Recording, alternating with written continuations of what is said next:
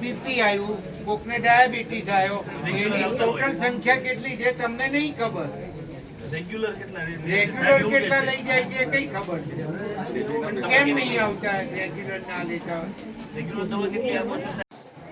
ખાસ કરીને હું તો આજે કહેવા માંગુ છું કે આજે જે આ જન કલ્યાણ સેવા સેતુ જે આપણે જૂનો કહેતા હતા એ આ કાર્યક્રમ આપણો જન કલ્યાણ શિબિર, હવે એ નામ આપવામાં આવ્યું એને, અને એની હેઠળ તમને અહીં તમામ પ્રકારના લાભો જે મળવાના હોય એ એના દરેક ટેબલો છે, અને તમને કોઈ સર્ટિફિકેટ કઢાવવાના હોય એ તો લાભોમાં પણ તમે જોયું કે અહીંયા આપણે જુદી જુદી યોજનાઓના લાભ લીધા. અહીંયા આમ તો 6 તાલુકા પંચાયતના સભ્ય આપણા જ છે. આમ તો ધરમસિંહભાઈને અમે કહી દીધું છે કે તમે રાજીનામું આપી દો, અમે ચૂંટાઈ ફરી ભાજપમાંથી લઈ આવીએ, પણ એમને કહ્યું છે કે ના બીજા તઈને આવે છે એટલે આપણી રાહ જોઈએ છે. એટલે આપણા બધા જ ભાજપના સભ્યો છે, અને જિલ્લા પંચાયતના સભ્યો ભાજપના, સરપંચો બધા ભાજપના. તો તમે બધા ભેગા થઈને એવું કેમ ના કરો કે આ સરકારી જેટલી યોજનાઓ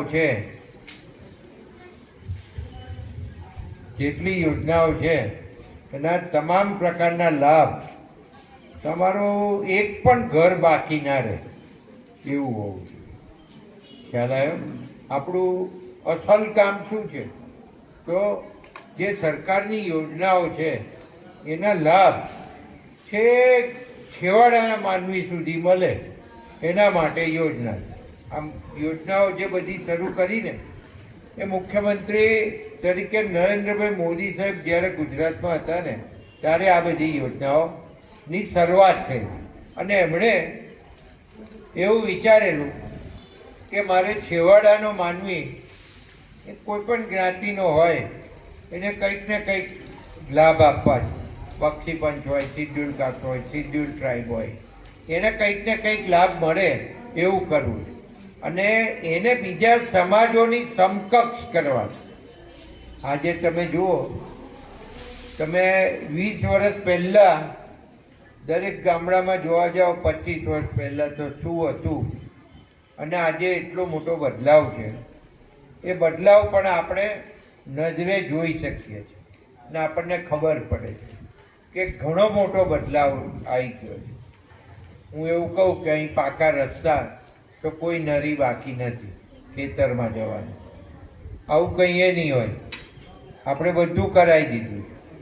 અહીં તમે યોજનાઓના લાભો તો PM જય યોજના હોય તો એ દરેક જણને એનું કાર્ડ મળી જાય, એની પણ આપણે કેમ્પો કરીને વ્યવસ્થાઓ કરેલી છે.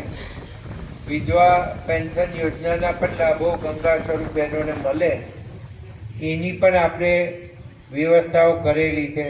અને આ વખત જ્યારે થતું હોય ત્યારે એના ફોર્મ ભરાઈ અને આપણે ચીવટ રાખીને સરપંચો હોત, એક સરપંચ જો આવી બધી કામગીરી કરો ને તો ફરીવાર તમારે કોઈને ઘેર મોત માગવા જ ના જવું પડે. આ બધું આ તમારું કામ છે, એટલે તમારે આ બધા જ લાભ આ લોકોને મળે એવી વ્યવસ્થાઓ તમારે ગોઠવવાની છે. અને હું માનું છું કે આપણા આ 13 ગામ એ બાબતમાં ખૂબ સુખી છે, ખૂબ આગળ છે, અને સુવિધાઓ સભર આપણા આ 13 ગામ છે. કારણ કે આપણે કશું બાકી રહેવા દીધું નથી. ત્યારે હવે તમે નવા ચૂંટાયા 6 જિલ્લા તાલુકા પંચાયતના સભ્યો અને જિલ્લા પંચાયતના સભ્યો, તો જિલ્લામાંથી મળતા લાભો તમને અપાવશે 2 જિલ્લા પંચાયતના સભ્યો આપણા, 6 તાલુકા પંચાયતના સભ્યો આપણા, તાલુકા પંચાયત આપણી છે, તો એમાંથી પણ તમને જે લાભ મળતા હશે એ મળશે. ધારાસભ્ય તરીકે મારે જે કંઈ ગ્રાન્ટો બાન્ટો આપવાની હોય છે એ પણ હું આપતો હોઉં છું અને આપણા કામ થતા રહે. તો તમે એક સુંદર આયોજન કરજો. બીજું આજે ખાસ એ કહું, આજે આ પ્રસંગ છે એટલે હું કહી દઉં તમને લોકોને. જો ભાઈ આપણે મનીષભાઈ જોડે આપણા જે 14 ગામ છે એમાં 7 ગામ આ બાજુ 7 ગામ પેલ બાજુ, એમાંથી એટલે એમાં આવી ગયા. હા, જૂના ગણું છું. કોર્પોરેશનમાં ગતા રહ્યા પણ ભલે ગતા રહ્યા પણ જૂના. આ પાર્ટી લેવાની છે. મેયર બન્યા ને, આપણા મહામંત્રી મેયર બન્યા ને, તમારે બધાએ માગવાની છે, બરાબર. અને એક મોટી મિટિંગ 2 એરિયાની અંદર જુદી જુદી થાય. વડતાલવાળા વડતાલ બાજુ કરે આયોજન, એવું કરે. કોઈ સ્થળ નક્કી કરે, સ્થળ નક્કી કરી અને બધાને સુગમતાથી અવાય એવું નક્કી કરે.